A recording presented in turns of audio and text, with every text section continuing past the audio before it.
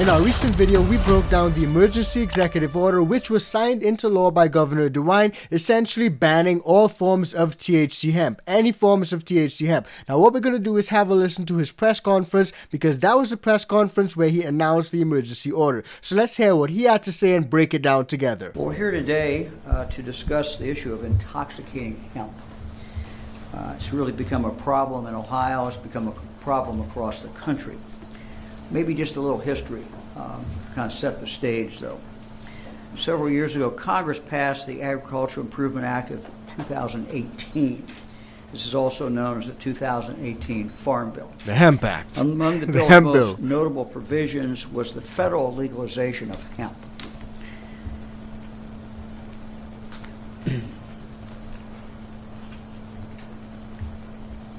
At that time, the hemp advocates touted several uses for hemp.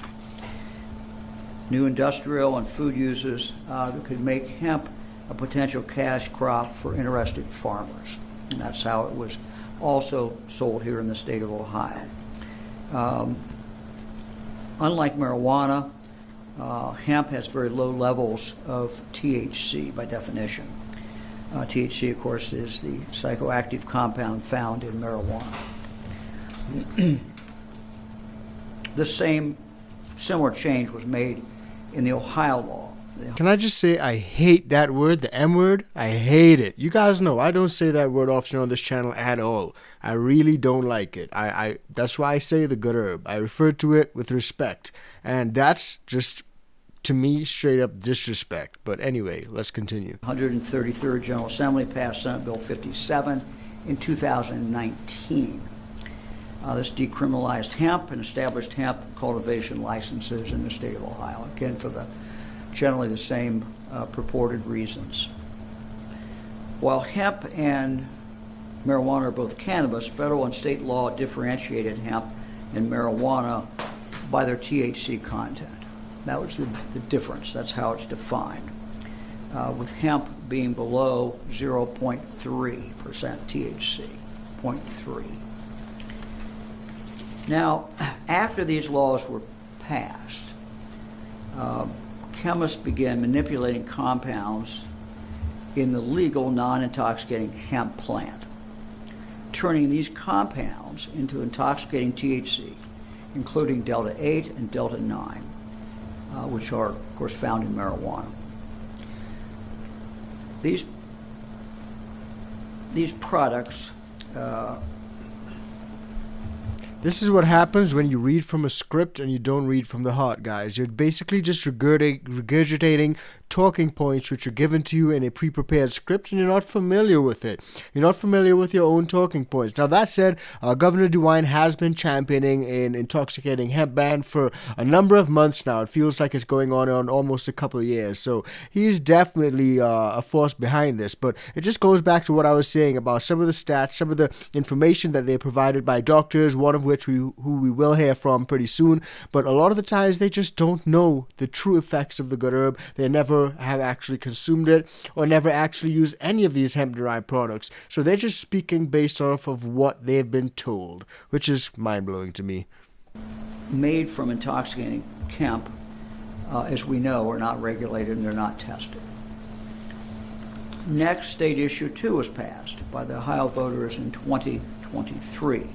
This provided, of course, for the regulation and the legal sale through dispensaries of marijuana in the state of Ohio. Shortly after that, intoxicating hemp began to appear in stores across the state of Ohio. You know what's crazy, guys? Ohio, I think, is like the only state that does not just sell regular eighths, like a 3.5, like a regular person would, but instead they sell tenths. Like, if you're in Ohio, drop it in the comments and let me know what you think about that, because that's a little bit strange. Ohio. As marijuana was now legal, these new intoxicating hemp products were marketed very similarly to marijuana, but without, of course, any state regulation. The marijuana laws that were approved by Ohio voters created a highly regulated market. These laws limit where products can be sold and who can buy them. By age, of course, limited. Marijuana laws require very rigorous product testing and ensure that packaging does not target children. However, for intoxicating hemp, this product has no restrictions on where it can be sold or who can buy it. Intoxicating hemp has no required regulatory testing at all and is sold in packages enticing to children, many times mimicking the packaging of common candies. You'll see the display here to my left. The General Assembly has introduced several bills to try to restrict the sale of intoxicating hemp products. Now, this is actually a problem, guys. Like, some of these folks that have these really closely marketed products, similar to candies, existing gummies, gushers, nerds, Skittles, Sour Patch Kids, all that type of stuff, that's obviously a little bit of a problem. Not only because it'll create confusion in the minds of the consumer, which is one part of it, but also because it may be straight up trademark infringement, right? These companies definitely will have a legal leg to stand on if you're basically ripping off their product, ripping off their trademarks. They're not going to be happy about that. So there are a few different angles that these particular examples could be taken down under. And it's crazy to see that they're just go ahead and they just keep doing it. Like, if these are the reasons why lawmakers are trying to ban your products, then shouldn't you change your game plan a little bit? Like, not have it look so closely resembled to kid snacks? I mean, I eat Sour Patch Kids, I eat Nerds, I eat Gushers, but it doesn't necessarily mean that I want those packages to look like those, which may confuse people, may confuse parents, kids, who knows? My point is, they cause confusion in the mind of the consumer, and technically, that's trademark infringement. Senate Bill 326 was introduced in 2024 to address this issue late in the 135th General Assembly. And work has continued on it as Senate Bill 56, in this current General Assembly. Senate Bill 56 passed the Senate in February. It's pending in the House. Well, the General Assembly continues. Why is bro wiping his nose? Work on this important legislation. I am taking action today under my authority as governor of the state of Ohio to get these products off the streets and to have them taken off our shelves. Intoxicating hemp is dangerous, and we need better to protect our children. And because of that fact, I have signed a few moments ago several different orders, which I will now talk about. So because of that fact, can I see the fact behind whether any of these kids were actually poisoned and resulted in an overdose or a death, any fatalities from these products? Because obviously they may have some concerns, which we'll hear later on, parents calling poison centers and so forth. So we've obviously seen an increase in uptick in some of those numbers, but have any of those calls resulted in fatal poisonings? That's really the question, because according to the DEA's website, there's been no overdose deaths recorded since the history of time. Honestly. But let's hear a little bit more about the executive orders, guys. First, a few facts. According to data from the Ohio Poison Control Center, exposure to Delta 8 let's hear the facts. and Delta 9 among those 19 years of age and younger has increased well over 200% in the past few years, from 419 recorded exposures in 2021 to 994 recorded exposures in 2024. Dramatic change. So again, these are recorded exposures, guys. Just persons who may have been exposed, whether advertently, inadvertently, on purpose, by mistake. No one really seems to know. Probably is a mistake. But again, it's just exposure. They're not talking about the actual facts. Have any of these persons actually ended up in a situation where they were poisoned and died? Unlikely. Have any of them ended up in a situation where they were seriously injured with life-threatening permanent disabilities? Unlikely. The truth is, they may have ended up in hospitals, especially if those parents were over-concerned. They'll take them to the ER. I've been to the ER for stomach aches. I got out fine, had no problems, but at the end of the day, I was still in the ER. It would have gone down for the statistics as an emergency room visit. And that's pretty much what we're seeing here. So let's hear a little bit more about these stats, and let's see if we can make some sense out of them. What's worse, the majority of those exposures are our youngest children, those 5 and under. The exposures in this age group went up even more dramatically. So why are these kids 5 and under, kids 5 years old and under, getting these products into their hands? It's obviously a lack of parenting, guys. It's not rocket science. What 5-year-old is walking into a smoke shop and getting any of these products? Which 5-year-old? Please point to me and show me which 5-year-old in the crowd is walking into any smoke shop, any dispo, any gas station or convenience store and getting any of these products. It's just not happening. That right there is down to the parents. Why are you leaving these products where the kids can get them? Obviously, you're buying the Nerds rope that looks like a gummy, and you're leaving it out, and the kids are getting their hands on it thinking that it actually is a Nerds rope gummy. So that goes down to parenting, I would say. I would not blame that on these products. But again, they try to skew the stats and provide these pieces of information that really trigger your heartstrings. Oh, the youngest and the most vulnerable, they're getting their hands on it. Kids under 5, they're being poisoned from these THC products. It's just crazy talk. That's just my view. Let me know what you guys think, though. Exposures in this age group nearly tripled from 202 recorded cases in 2021 to 555 recorded cases in 2024. And again, I would stress those are only the ones we know. Those are the only ones that there's been a report on. 90% of recorded exposures among those 12 and younger resulted in a trip to the emergency room. Around 2/3 of these cases actually required hospitalization. What is hospitalization versus going to the emergency room? If you go to the emergency room, isn't that being hospitalized? I mean, I'm not a doctor, I'm not a medical expert, but maybe it may be that you go to the emergency room, they have a look at you, you get discharged, and if they deem that they need to do further testing or you need a little bit further medical care, then you're quote-unquote hospitalized, then you get a bed and you stay overnight. I'm not sure. But again, these are all stats that they try to throw out there without really having any conclusive background information as to what has really happened and as to the outcome of the entire thing. So, looking at the samples that you see here, I think it's pretty easy to see why kids are enticed to them. It's easy to see why they're enticed into ingesting this intoxicating hemp. All these were purchased here in Franklin County within the last 48 hours. And there are plenty of places to purchase them. So let's look at the pink packages on display. here we go, guys. They're gonna go rip on these One gummies. is a popular Nerds gummy cluster candy, and the other is a Delta 8 product called medicated Nerdy Bears. I had some Nerds clusters last night. Not the gummies, the Delta 8 shit, just the regular candy, like the non-intoxicating regular candy, and I quite enjoyed it.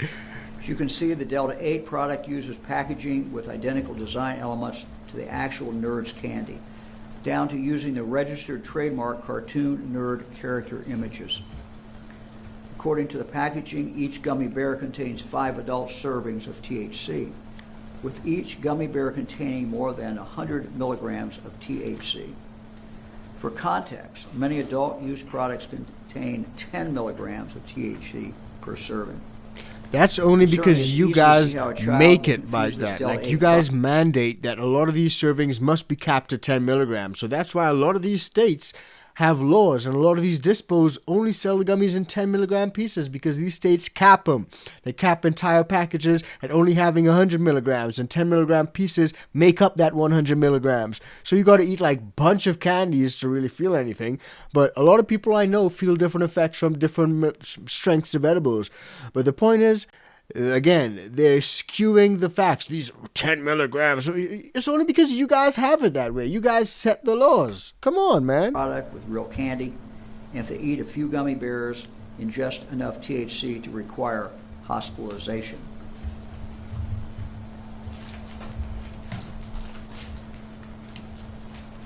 If you look at these, I think it's pretty easy to see. This is the candy. This is how they set themselves up for trouble. The retailers, the sellers, hemp. it looks the exact same. Designed clearly, And that's the problem. to mimic candy. So Designed this gives clearly lawmakers a leg to entice stand on. children to consume these. Keep in mind that these are being sold and there is no check. There's no check on age. Anyone can walk in and buy one of these. Like, if Governor DeWine really wanted to and he preferred not to pass the ban, he could literally go after a lot of these companies for trademark infringement. Maybe not him particularly, but it'll have to be the companies that are affected. So nerds will have to, sue this Delta 8 gummy manufacturer with the nerdy gummy bears or whatever the hell it is. But again, they're giving lawmakers a leg to stand on by doing these stupid stuff. That's just my view. And then you have to look at it a little more carefully. Medic 8ED, nerdy bears. Here's what it says.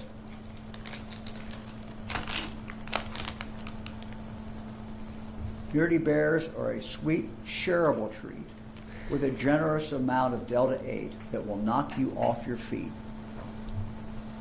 The fruity gummy center is surrounded by tangy, crunchy colored candy.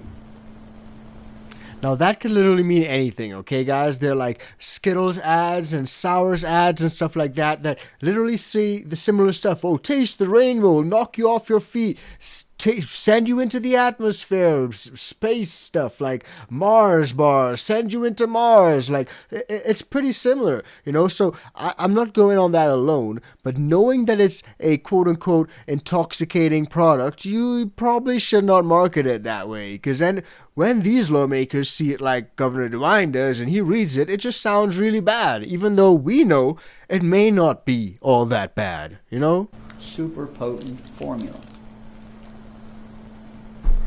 Of course, super potent, guys. And then, of course, it says keep out of the reach of children. Of course it does. How it's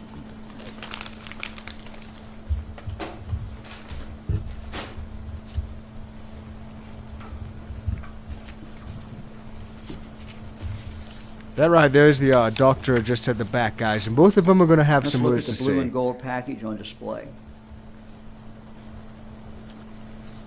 The blue and gold package on display calls itself Stoner Patch Dummies. Stoner Patch Dummies. Stoner Patch Dummies. Clear knockoff of the popular Sour Patch Kids. While not identical, like the Nerds example, you can see the words are certainly markedly similar. Yeah. Unlike the Nerdy Bears, this product contains no disclosure of THC content beyond there being 500 milligrams of THC in the package, with 5 gummies in the package.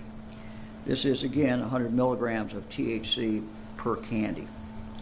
This package ironically has a warning to consumers, urging cannabis users to start with single-serving products for safety. Despite that, each gummy is at least 5 servings apiece. So one piece got 5 servings in it. And you guys can see how this can sound really bad, right? Something that's may not actually be that real, bad. I know real people that eat problem, gummies like in for fun, to children. but to people who don't, it sounds horrible. And it's all about the optics, guys. The optics look really bad right now. Sour then sweet. Sour Patch Kids. There it is.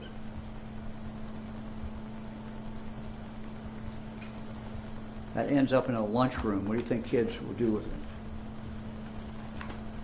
Well, isn't that the original? Isn't that like the legit Sour Patch Gummies pack that he's holding up? Join our crew. So if it goes into a kid's room, there shouldn't be no problem with it. Sour Sweet Gone. I'm pretty sure that what he's holding up is the actual Sour Patch Gummies pack, not the Stoner Patch Dummies. Finally, we have Gushers.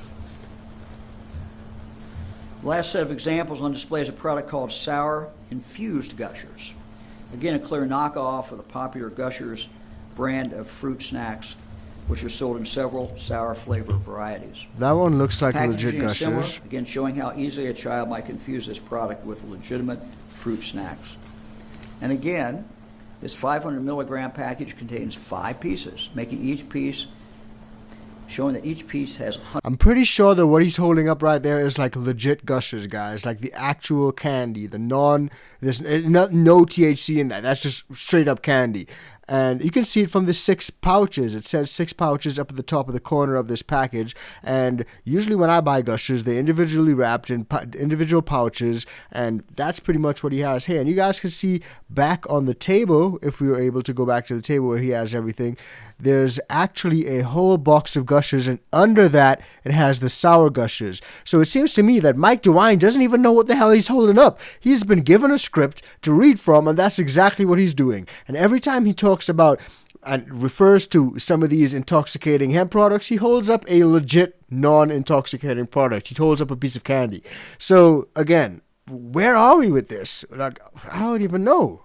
Ohio.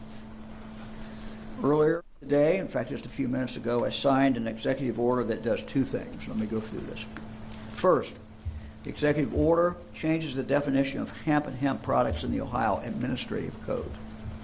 When Ohio legalized hemp in 2019, it was not the intention of the legislature to legalize an unregulated product that can harm our children. That was never what the legislature intended. Effective October 14th, 2025. This order gives the Ohio Department of Agriculture the authority to exclude intoxicating hemp from the definition of legal hemp in Ohio. It is a fundamentally different product, altered, very, very different than hemp. No one ever, when the argument was made to legalize hemp, was anticipating intoxicating hemp. That's not what the legislature intended.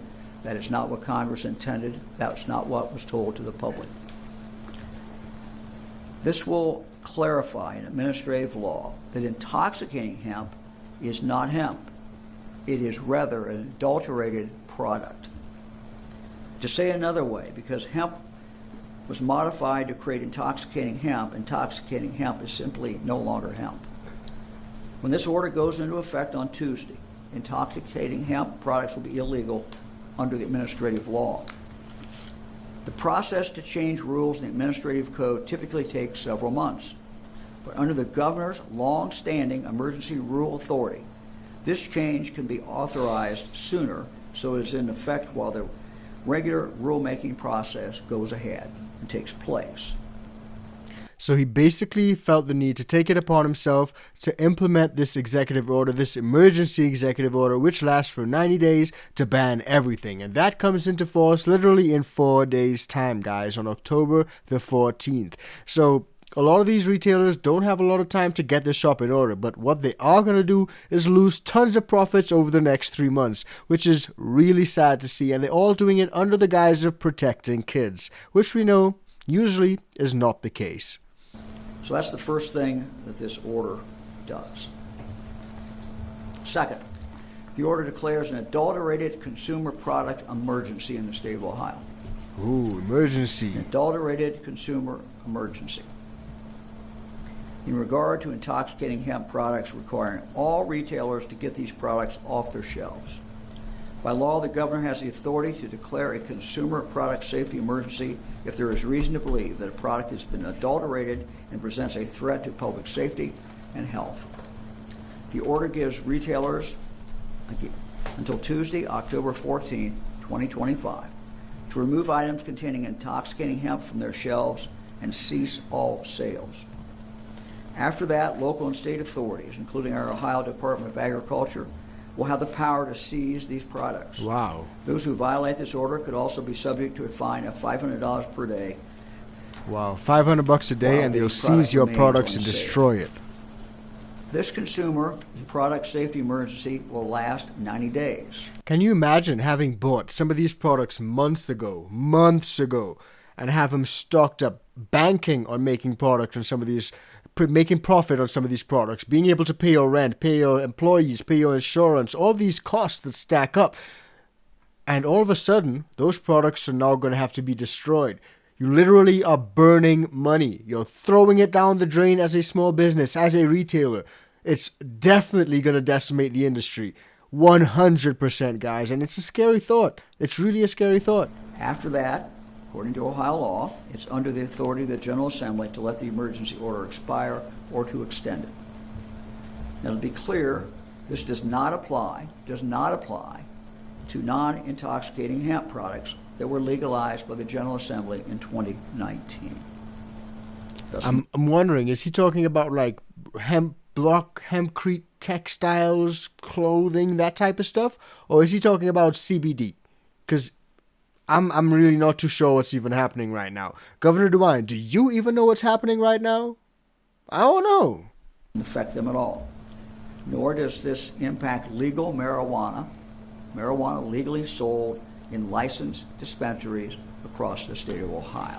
Okay, so dispos are fine, regular herb is fine, but again, this is going after any of the hemp-derived consumables, all of the consumables, whether it's a THC seltzer, a drink, any type of flower that's an edible, like any of those things, they're going after them, and those are what's being caught by this executive order. Affect them. This is specifically aimed at synthetic intoxicating hemp products that can be sold to kids, has no quality control, and are simply dangerous. Dangerous? Are they really dangerous? I don't know. I want to again make it very clear in comparing what the voters passed in legalizing marijuana and the situation today in regard to intoxicating hemp. And they're very, very different. The law passed by the voters in regard to marijuana limits where marijuana can be sold.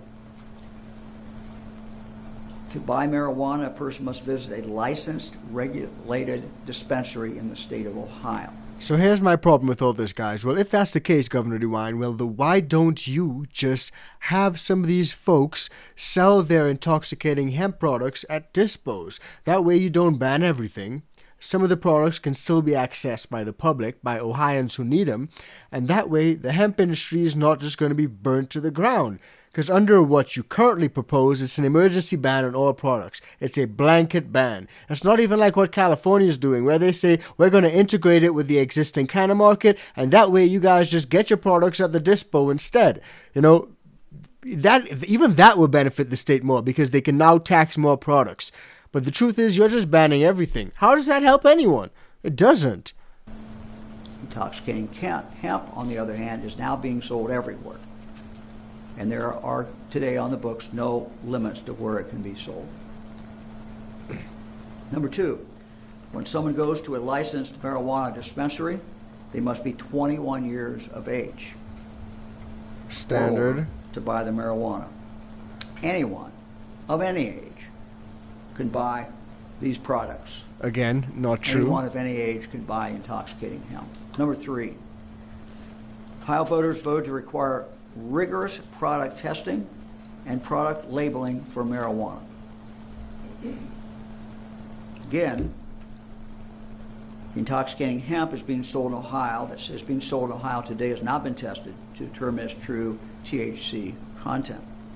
And even if a product lists any content information at all, we still have absolutely no idea what the packaging says, if what the packaging says is actually accurate.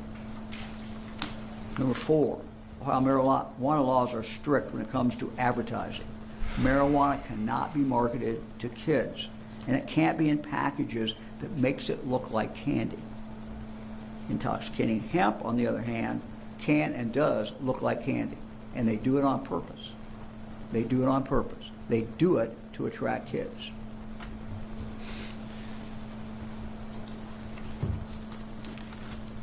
I think it's about time for the doctor. Dr. Yes, sir. Hannah Hayes, Medical Director of the Central Ohio Poison Center at Nationwide Children's Hospital. She will further discuss the impact of intoxicating hemp on kids, and she'll talk about what she is seeing in that position that she holds. Doctor?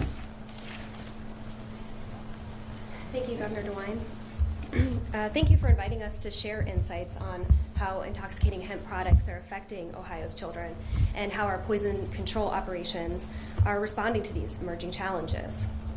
My name is Dr. Hannah Hayes, and I'm the Medical Director and Chief of Toxicology at the Central Ohio Poison Center located at Nationwide Children's Hospital in Columbus. I'm here today on behalf of the Ohio Children's Hospital Association, the voice of Ohio's children and families, united by a shared vision that Ohio will be the best place for child health. Since intoxicating hemp products such as Delta 8 became widely available, the number of accidental poisonings among children has risen sharply. Poison control centers first began tracking these exposures in 2021. And since that time, Delta 8 THC exposures in Ohio's children aged 12 years and younger have risen sharply.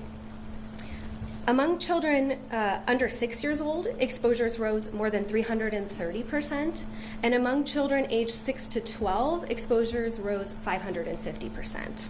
Now, I'm not saying that these are not accurate numbers, guys, but what I'm saying is that the way that they present these numbers can really be misleading, because you could say it rose 300%. Imagine if you only had one poisoning one year, the next year you got three. That could be a 300% increase. You know, think about it. So we really would like to see some of the hard stats, some of the true numbers. How many actual persons called in? How many of those persons actually had a serious problem? How many of them went to the emergency room? And how many of them were actually hospitalized for a serious or life-threatening injury? Those are stats that I would like to see.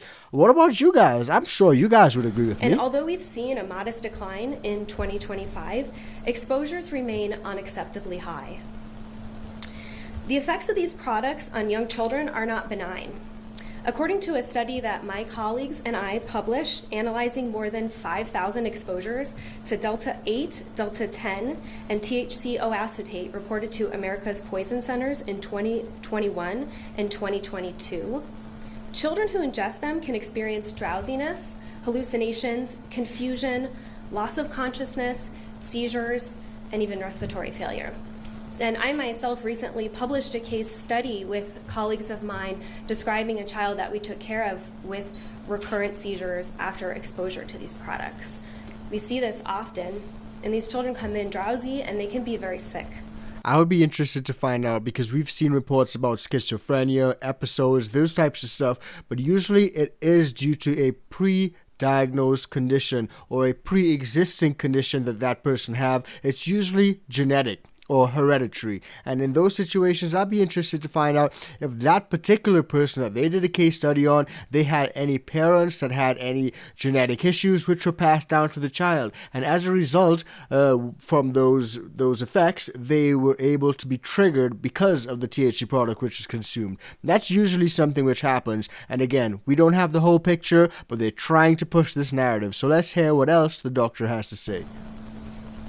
My colleagues and I published another study last month showing that ingestion of just a few serving sizes of these products, so 1 or 2 of these products that were pointed out earlier, is enough to place children in the highest risk quartile in terms of the risk of severe toxicity and the development of prolonged toxicity, which requires hospital admission.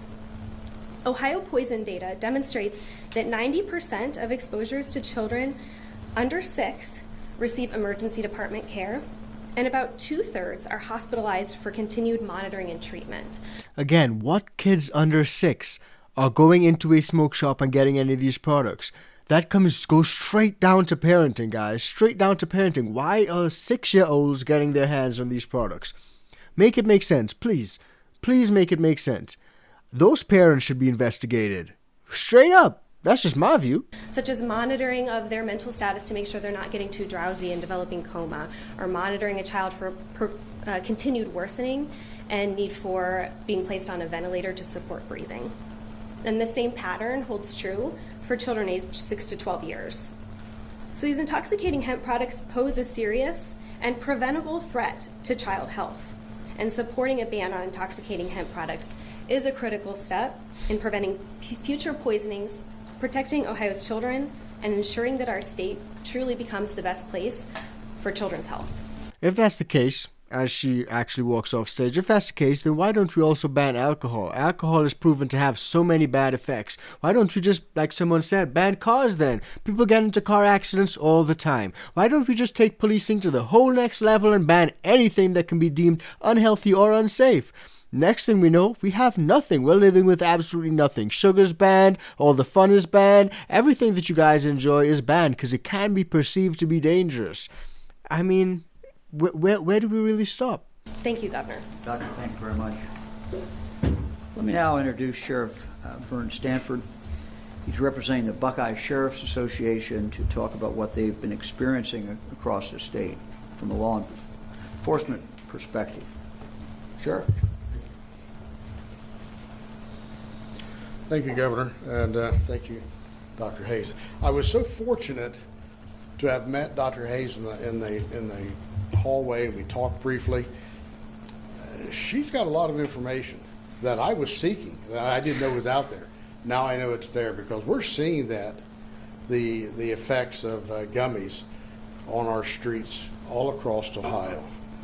When we start seeing the volume of our children who are, the life squad is being called to treat them for seizures, and you're thinking, how many, this is an abnormal number of seizures we're having, and we have. Now here's what's happening right here, guys. If there are an abnormal amount of seizures, then we need to be looking into some of these synthetic products. And if those synthetic products are actually causing health issues and seizures, then those synthetic products need to be banned. Focus on the synthetics. You know, I've heard in this press conference, they were talking about banning Delta 9. Delta 9 is not necessarily synthetic. You know, the synthetic stuff is the Delta 8 stuff. Now, again, I'm not sure whether all these stuff are accurate. I've not seen actual video footage of anyone, you know, having a seizure after eating any of these gummies. I don't know how many of them they ate. There are a lot of facts that are sort of left out. But again, we always want to make sure that these products are safe for consumption. And if it turns out that some of these man-made gummies are not, then we may have a little bit of a problem. And I think that we need a little bit more of a look into that to see exactly what's happening. To have a reason, and I think her studies is showing some of the reason. I want to take you back a couple years ago when I was a kid. So more than 60 years ago on the playground of my elementary school, we thought that it was really neat to go on the back of the ball diamond and chew tobacco. And if you ever seen a plug of tobacco, it's not very appealing. It's just why are we comparing this to the good herb? Brown cluster of squished up leaves, and you're supposed to put that in your mouth and chew on it. And for some reason, people thought that was a good idea. The first time I was ever exposed to chewing tobacco, we had a row of kids my age, and the first one, he brought the tobacco from his father's supply. And they started taking a bite off of that tobacco, and they would chew it. And by the time it got to me, the first kid was green and throwing up. Why are we comparing tobacco to herbal products? Like, why? Hemp-derived cannabinoids. These people use these products for medical purposes. Who uses tobacco for medical purposes? I don't know. I've never tried tobacco in my life. That cured me forever. But that was a simpler time, and it was chewing tobacco. I knew what it was. Our kids today have a different challenge, and gummies is a challenge that's so attractive to a 10, 11, 12-year-old that they're going to sit on the playground. Someone's going to bring this package with them in their book bag because they could legally stop at the corner market and buy this, take it to school, go on the ball field, hide from the teachers, and share this. And the first kid may not turn green and throw up before all the kids have consumed one of these. And now we're having some child is having an adverse effect, falling over into a seizure. I get called to that playground with a child in a seizure. And this because of gummies. So it's really something that it's affecting our children. And I applaud the governor, and I will applaud the state legislature and encourage them to take more action to get this regulated. It's intoxicating, and that word intoxicating is there for a purpose.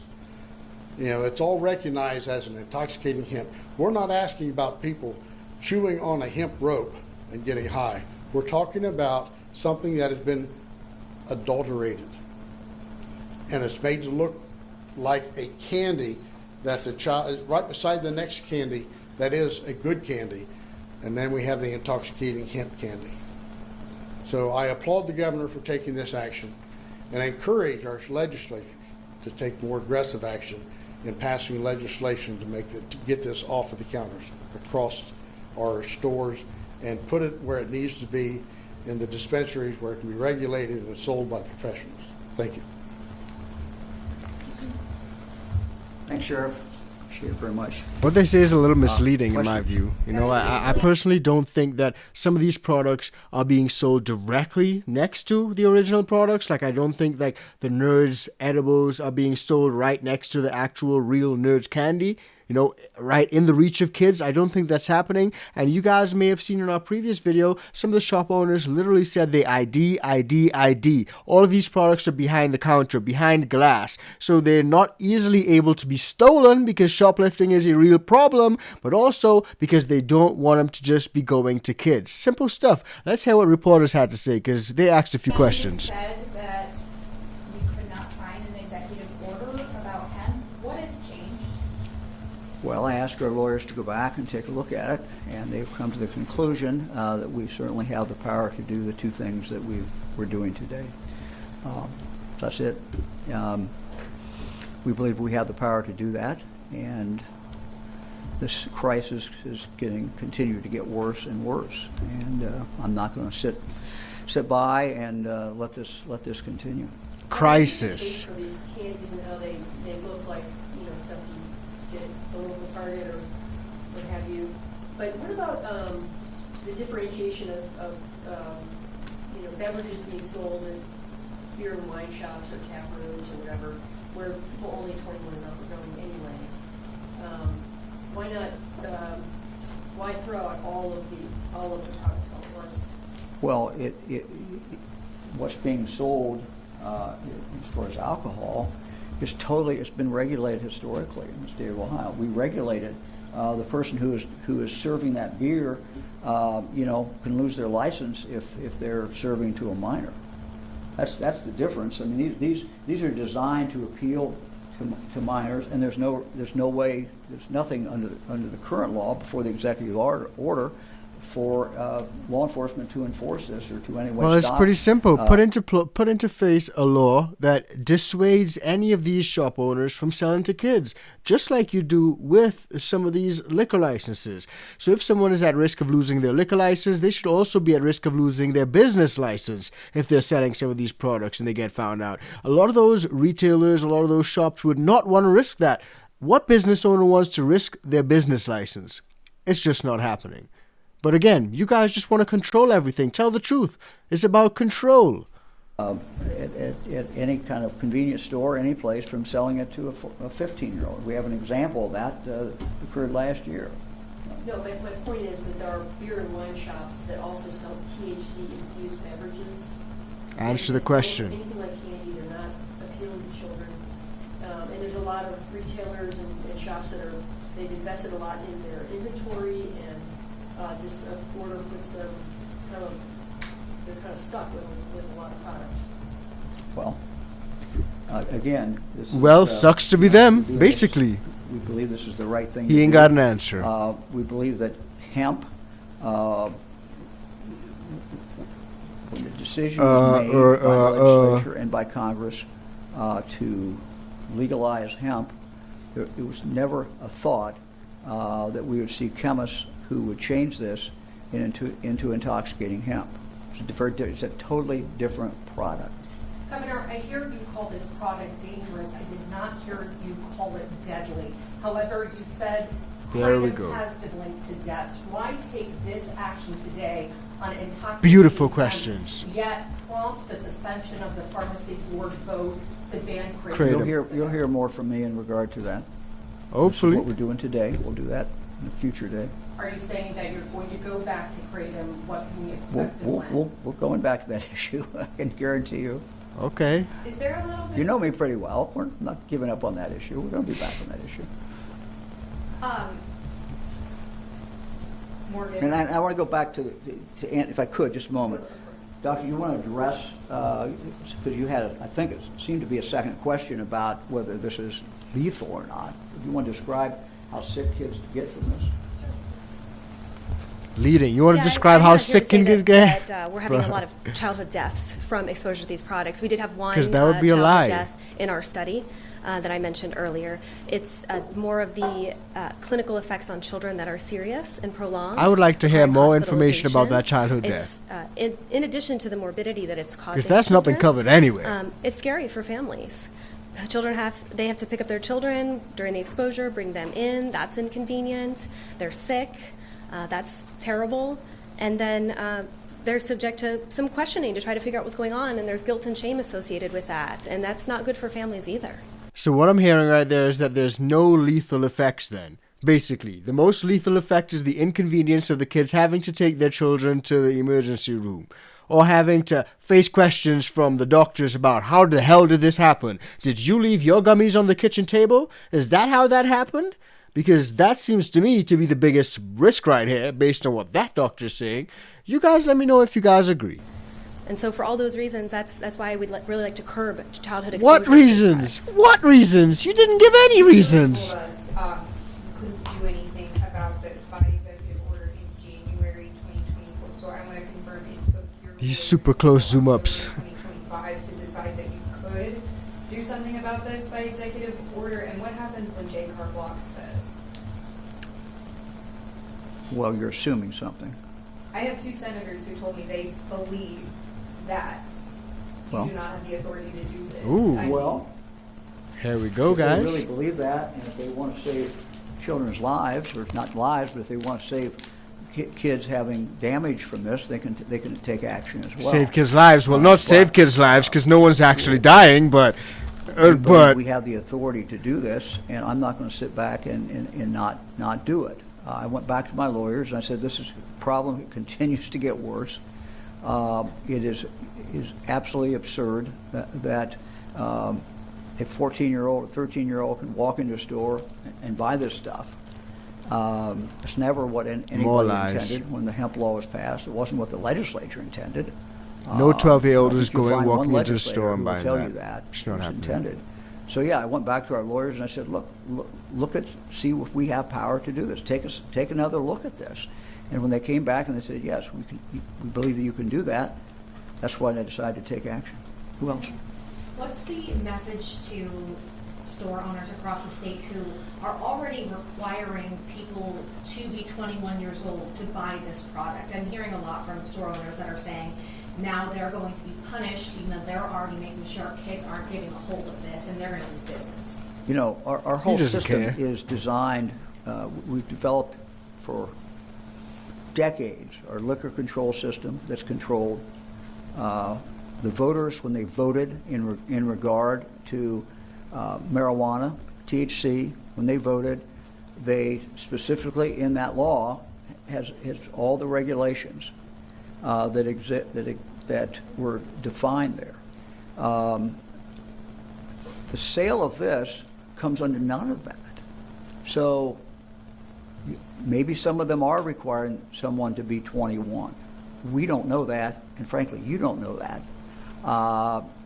That's what they're telling you, but there's no regulation of that. Nor is there any way that the seller of this product knows what's really in it. And well, Mr. DeWine, what you're telling me is that it's dangerous, but I have no proof of that. I haven't seen that. I haven't seen any deaths from this product. So what makes it so unsafe? You're asking me to take your word and that doctor's word, but when the store owners are telling you that they actually ID, you're saying, oh no, I can't take your word for it. Let it make sense. Make it make sense, guys. I mean, come on. There's no testing required. There's no regulation of that. So nobody knows for sure exactly what it is. No one knows for sure exactly whether it has been contaminated. We know I was not obviously in favor of the marijuana law that was passed by the people, but they passed it. The and they people passed spoke. It with a lot of guardrails, a lot of things. This has none of that. So that person who's telling you that very well may be not selling and checking your license, making sure the person's 21, but they can't check all those other things. They can't guarantee to anybody what's in this product. Can't guarantee it hasn't been adulterated. That is a beyond fair what we point. already If know it's it not has. being tested, those sellers cannot guarantee what's in it. And what does adulterated mean? What's adulterated mean? Well, adulterated could mean two things. I mean, it could mean, for example, It could mean two things. What it we've actually been means and talking what he about wants and it what to we mean. talk about in our executive order, which means it's been fundamentally changed. It has become a new product. It does not really resemble the original product, only in name only. Very, very, very different. That's what we talk about in our executive order.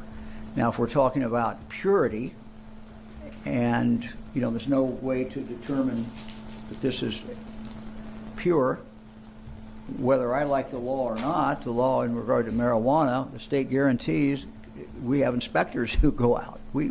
They can tell you what lot that is. It's like a lot. Where my family was in the seed business, a lot of seed. You could tell, where that came from, where that seed come from, where is the origin, what's the purity. You do those things with products. With this, Lord knows who's, in some cases, you don't even know who's manufacturing it. That's a let fair alone point. what's in it. Because sometimes you actually have no idea who the actual manufacturers are. Sometimes they may not even have any manufacturer company name on the back of the packaging. In all those situations, if you really do get sick, who is your cause of action against? Who are you supposed to sue? Who are you supposed to have discussions with when you're in the hospital? Like, all these are definitely issues. So I could see his point on that. And again, he raises some valid points, but I don't think banning everything is necessarily the answer, So there's no guarantee. So it's a fundamentally different product. In your remarks earlier, and even just now, you were relatively defensive of the regulated cannabis industry. But has your push, as the legislature's push to overhaul voter legalized cannabis law, diluted this issue? Because the legislature has been trying to pair this issue with Delta 8 for almost 2 years now. I mean, since marijuana was legalized. Well, I don't know of anybody, and certainly not this governor, who, after the voters voted by a big margin, says that we should go back and repeal that. That was not the will of the voters. I don't think that's what the legislature intends. Maybe I didn't fully understand your question. No, he's being really sly right here, guys, because the legislator has, in fact, tried to reduce the plant count limits, change them from 12 to 6. They've also tried to increase taxes, and that's something that Governor DeWine tried to slide into his budget plan, So there are things that they are trying to do to change the laws, especially when it comes to home grows and recreational herb down in Ohio. But the truth is, they were not able to do that because the people pushed back. The people pushed back and said, don't cut our plant limits, don't raise the prices, don't increase taxes, don't do these things. And thankfully, the people overpowered the legislator. The legislator was not able to pass those laws. So they've proposed significant changes to marijuana and cannabis law, that regulated cannabis that you're talking about, that you now say this is a different issue. The legislature doesn't look at it like that, and well, I can't look. First of all, I can't speak for the legislature. I'm not going to do that. But the changes that are talked about in regard to the marijuana law, primarily we're talking about where the money goes.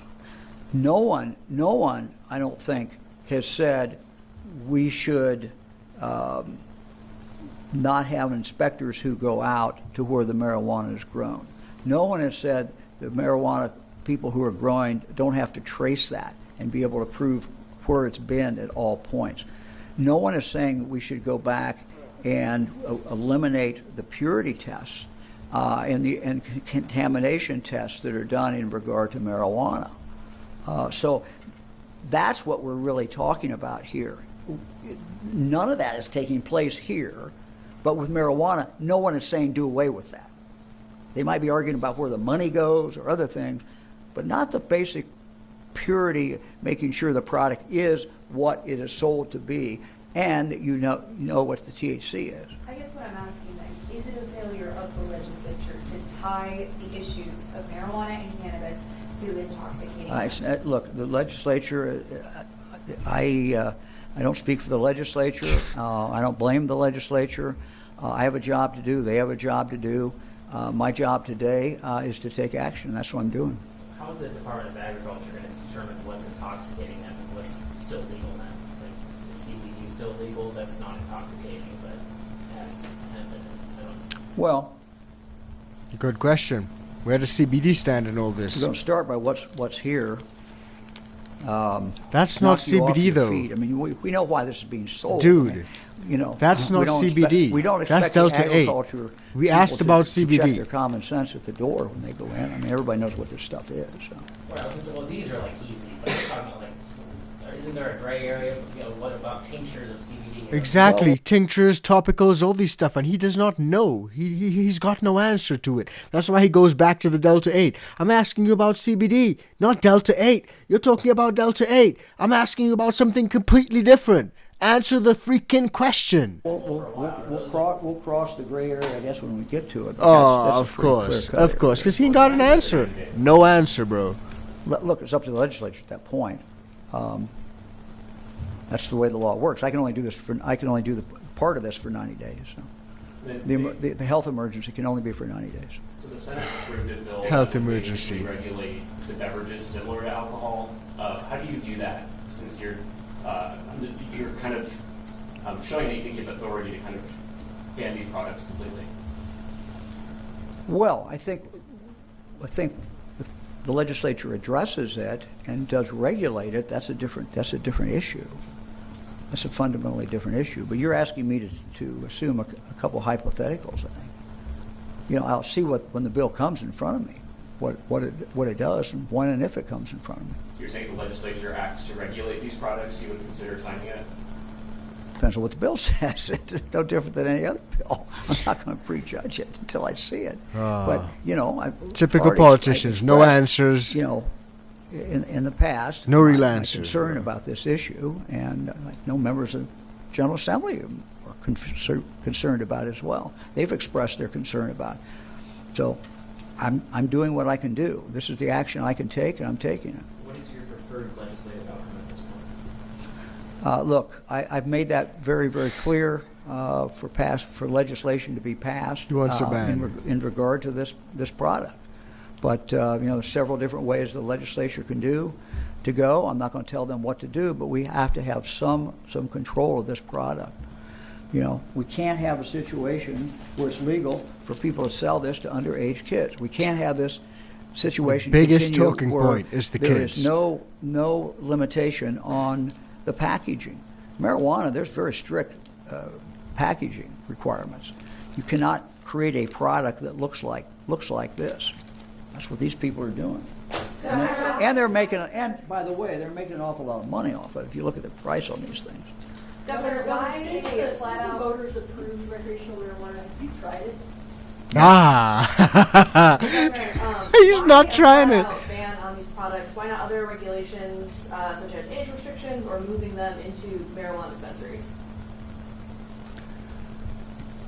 Moving to do some of the things you talked about would take legislation to do. The Farm Act allows for mailing of these type of products. Not these type of products.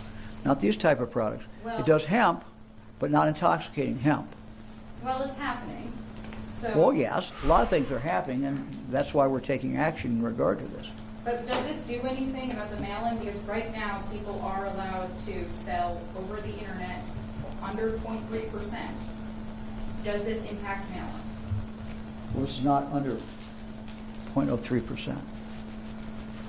Sure, but it Your- also. Your product, your hypothetical is not true. This product, if this was being mailed or something similar to Wow. it, it's not under that. Clearly, it's not. They're selling it as hallucinogenic.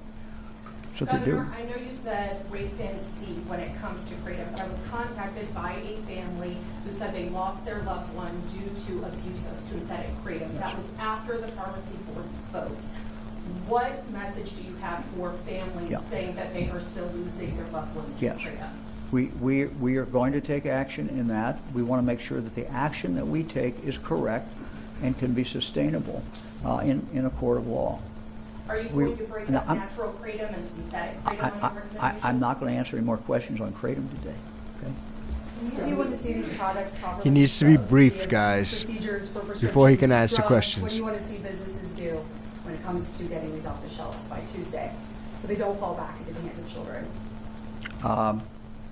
Look, we wrote this so that they could take it back to the manufacturer. We left them with that option. We didn't tell them they had to destroy it. If they want to destroy it, they can destroy it, or take it back to the manufacturer. Can you speak to the? Manufacturer's how probably not gonna Oregon take it State back. Highway Let's be real. Patrol is going to respond starting on Tuesday if they find, errant Delta 8 THC at a gas station? What's the response going to look like? And are you asking for additional controls for No, an issue no. like this? Look. Most people who sell this product are law-abiding citizens, and they do not want to be violating the law. Up until today, up until Tuesday, they can sell that product. I believe that once, it's like most laws, there's a deterrent effect, and people comply with the law, basically. So I expect people to comply with the law. The Agriculture Department will have people out, and we may have other law enforcement out as well. That will be up locally, but we're certainly going to start with the Department of Agriculture inspectors. And that was pretty much the press conference, guys. There are a lot of interesting topics that were raised in that. And again, I want to find out what you guys think about everything that you guys heard in that press conference. Some of it is crazy. Some of it I really want your thoughts on. So drop them in the comment section down below. And in our next video, there was another state which took steps to ban hemp, but then changed their mind and decided to integrate it into the existing cannabis market. And there's all a reason for that. It's pretty scary. So if you haven't seen that video, check it out because it's coming up right now.